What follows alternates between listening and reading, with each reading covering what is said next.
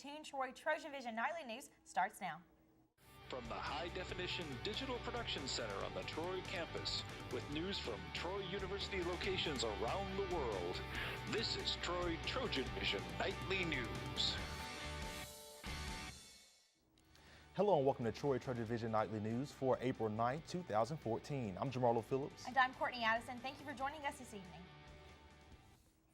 The city of Troy is a couple steps closer to having draft beer, and there was much anticipation at last night's city council meeting about when that might be. However, for those interested, there are still a few unanswered questions.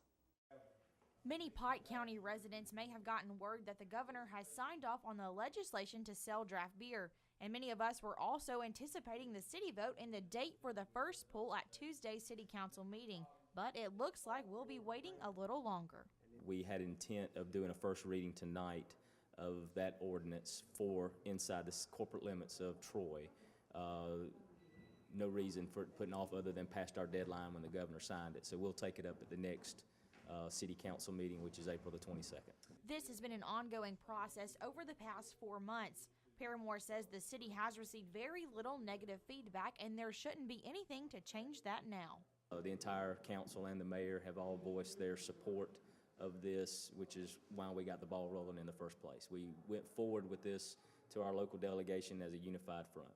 Paramore also serves as the liaison between Troy University and the city, and according to Paramore, this is something college students along with business owners have requested. We feel like it's an avenue, a different type of distribution of beer other than bottles and cans that they've all asked for. Our business owners have asked for it because they cater a lot to the college students. So we're trying to give the constituents and the business owners something that they asked for. But keep in mind there will be stipulations to this privilege. The kegs will only be permitted on site, meaning kegs in households are still illegal. The actual first date of when draft beer could be sold in Troy is, of course, yet to be determined. It will be based on how quickly the council acts on an ordinance. The first read of the ordinance is expected to take place at the next council meeting on Tuesday, April the 22nd. Well, it was out with the old and in with the new as the Troy Student Government Association swore in a new crop of officers and senators for the next school year. University Student Government Association held their annual inauguration and awards banquet Tuesday night to honor the past SGA officers and to celebrate the new senators and executive officers. All the old executive officers, they're giving a farewell address, and all the new ones will get inaugurated, and all the new senators will get inaugurated as well. We inaugurated not only me, myself, my exec board, but also the new senators, and everybody got a chance to see who will be representing the students' body of Troy University this next week.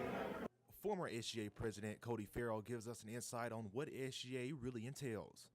To every student at Troy University, it's been an honor to serve as your student body president, but this is just something to remember. I thought like we started a culture of realizing that students do have a voice here at Troy, and that students truly are the customer of Troy University, and we're the direct benefactor and supporter of Troy University. And Troy University must respond to its students' needs. Thompson says it isn't a matter of what he wants to do differently as president, but rather pick up where Farrell left off. There's a new multi-million-dollar project that's on the hands of the rec center, and I want to pick that up, and that's priority number one, especially taking it to the administrators, as well as revising things like parking and health food options, and obviously making sure that the students' voices are heard as best they can be. Jay will have an informal meeting next week to get the new officers and senators adjusted to their positions, but will resume full operations in the fall. Well, Courtney, with summer just right around the corner, there are probably plenty of folks looking to get into swimsuit shape. Well, Jamarlo, I'm sure you're right, and luckily for those students in need, some Troy University public relations students offered up a fun way to help them toward that goal. Anna Peoples has the story. A Zumba fundraiser was held at Sartain Hall in order to help the Hall School of Journalism's Public Relations Tactics class. Well, normal Zumba classes are $5, and tonight our Zumba class was $2. So first it was a discount, which usually brings people in, and two, it's a really fun recreational exercise. It's a good way to get in shape and still have fun with your friends, so I figured it'd bring a crowd, and we had an awesome turnout. Zumba can be an exciting fundraiser, not only for adults, but for children too. It was really awesome, and I got really of a workout and tired after it, but I think I did really good because I had fun with it. It was really hard work, like a really good workout. The instructor for the night says she got her start with Zumba about 4 years ago. She says she really enjoys getting friends together while having fun, dancing, and working out at the same time. My best friend, she actually knew me back in Dothan. She was like, hey, would you want to, relive the glory days and do some Zumba and help out with a really great thing? I heard about the cause, and I was like, of course. I think that Troy really needs a wellness center. I think it's great that y'all are doing this and everything. Public Relations Tactics class is helping Troy Parks and Recreation with a campaign for their new health and wellness center. It'll be a great opportunity for students to get together and hang out and get to know additional people and also get a good workout in at the same time. For more information on Troy's new health and wellness center, please visit troyrecreation.com. Anna Peoples, Troy TrojanVision News. The Zumba Fundraiser was a part of the PR class's work towards their campaign project for the Troy Recreation Health and Wellness Center. And now taking a look at news from around the state. In Birmingham, police say a woman has been arrested in the shooting death of a beauty supply store owner. Authorities say 25-year-old Bianca Holman is charged with murder in the death of 63-year-old Shia Anders. She was found dead in her store after a concerned customer called police Saturday morning. And out of Montgomery, Alabama, Superintendent Tommy Bice held a briefing this afternoon on the new standardized test that public school students will take later this month.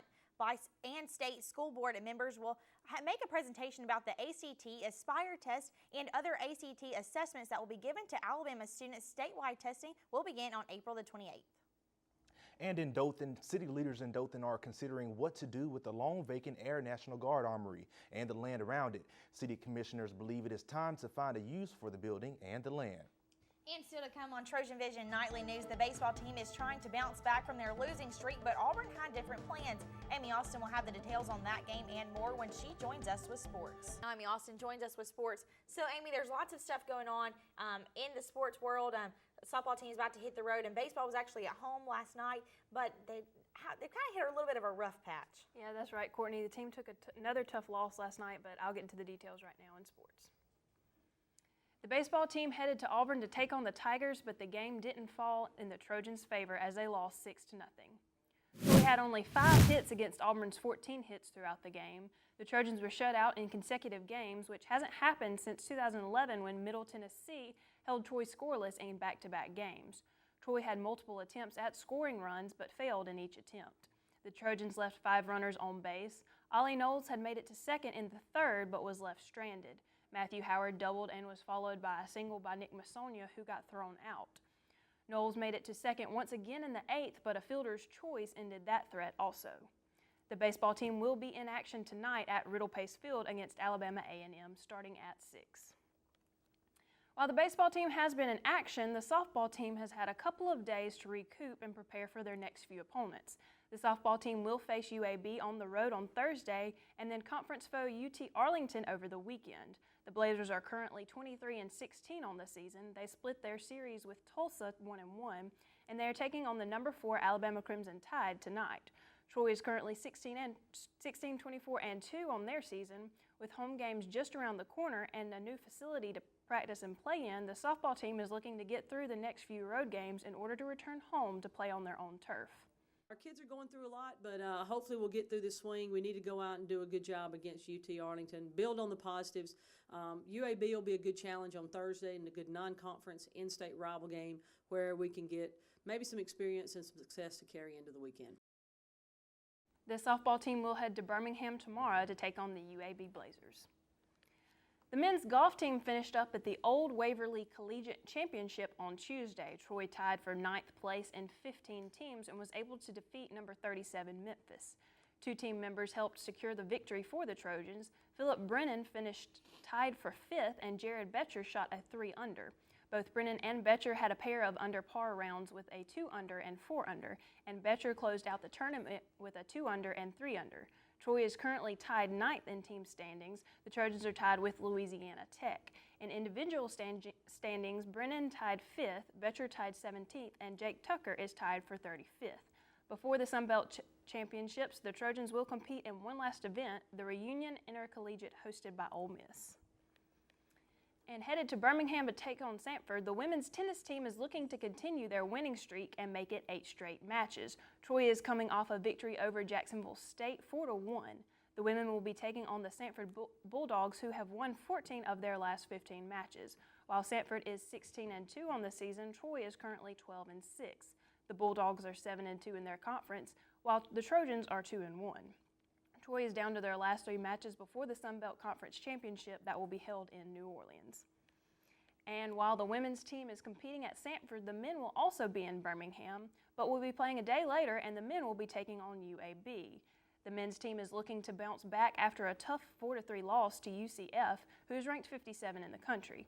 The match between the Trojans and the Blazers had originally been set for Tuesday, but was changed to Thursday. UAB has won 5 of their last 6. Troy is looking to improve on their overall record of 7-15. The men will start their match tomorrow at 1:30 p.m. And the rodeo team will head to Martin, Tennessee to compete at the UT Martin Annual College Rodeo. This is the 44th time the University of Tennessee at Martin has held this event. Both Troy's men's and women's teams competed last at the Northwest Mississippi Community College Rodeo, where the men took ninth and the women finished in 6th. The women's team currently holds first in the region with a 350-point lead over Southern Arkansas University.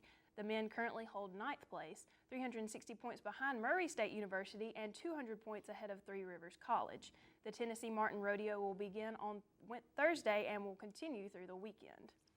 So Jamarlo, Courtney, lots of Trojan athletics going on right now, and for students and for fans, they can get out to the baseball field tonight and support the baseball team and hope they get off that losing streak. Absolutely. Hopefully the baseball team can kind of regroup a little bit and bounce back and get a win tonight. All right. Thanks, Amy. Thanks, Amy.